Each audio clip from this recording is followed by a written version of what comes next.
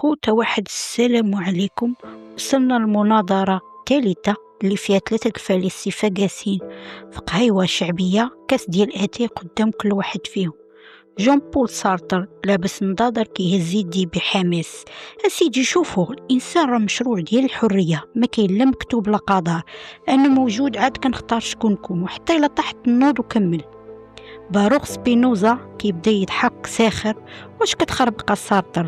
راه الانسان بحال الترين فوق السكه، تابع الضرورات الطبيعيه، تيضر راسو حر ولكن راه غير كينفذ قوانين الكون وهو ما عايقش.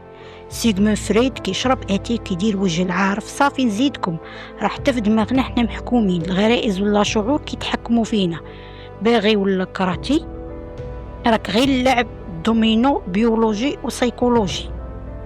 من بعد كتبان لك واحد الناديله كتجيب ليهم واحد الحلوى مكتوب عليها مبروك عليك الحريه، وكلهم كيشوفوا فيها مستغربين. سارتر كيهضر بوحدو ومبرع، انا غادي نختار ناكلها كلها بوحدي حر بزاف. انا سبينوزا كيتمتم مسكين، الرغبه في الحلوى راه ضروريه طبيعيه.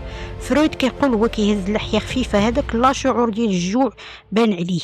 انتوما شنو رايكم، حرين ولا محكومين؟ قولوا لينا في الكومونتيرات.